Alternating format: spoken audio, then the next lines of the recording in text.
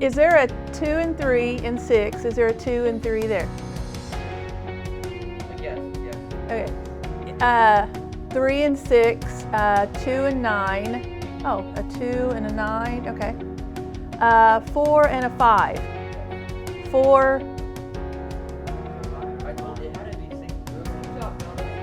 My name is Marilyn Lewis, and I've been teaching for 23 years, with the last 11 years as an algebra teacher at Claremore High School.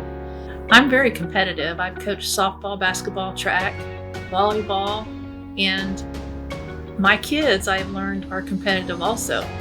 When we're working on linear equations, we did a review playing a Jeopardy game with real buzzers, and they got very competitive, and I got so tickled at watching them. Also, you got to stay a step ahead of these 14 and 15-year-olds. In some of our projects that we take on in the classroom, another thing we go over at one of our projects is the quadratics. Well, at the beginning of the hour, I will turn on this rap video. It's called Do the Quad Solve. South be the school where we like to do the dance.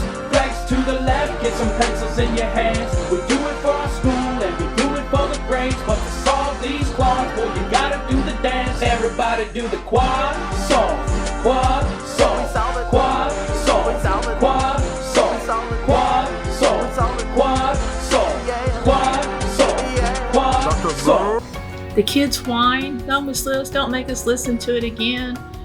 Well, in the video, they're doing the quad solve, quad solve. But at the end of the week, when they're walking out, of course, they're doing the quad solve as they walk out the door. What I love about Mrs. Lewis is that she really knows her students. If you have a question about any of them, she knows, she's talked to their parents, she knows what they like, what they dislike. She's very relational and relates to them on that level. When you walk into Mrs. Lewis's class, you automatically know she is an OSU alumni. You notice that the students are very comfortable in the class. Students are responding to her questions.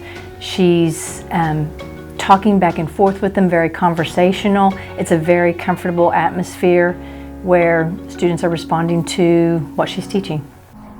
I am truly blessed that my kids will trust me enough to share some of their personal and heart-touching stories.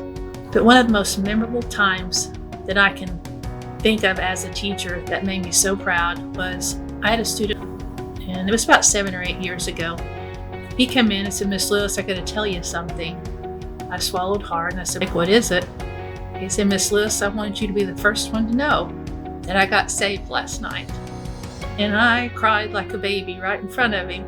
I was so proud of him. But that's one of my most favorite things of being a teacher. Just draw the head, okay? Nope, just the head. Okay, ready? Here's your next one.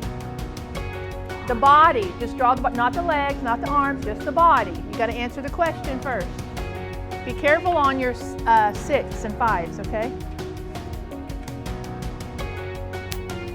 I became a teacher because of the passion and the drive I have for my kids.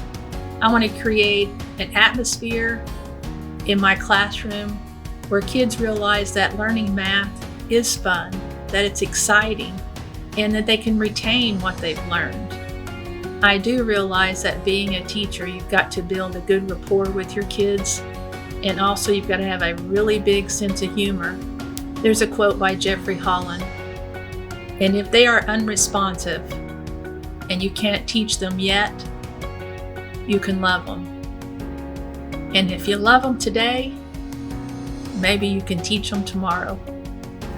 I appreciate being nominated as one of the Teachers of the Year.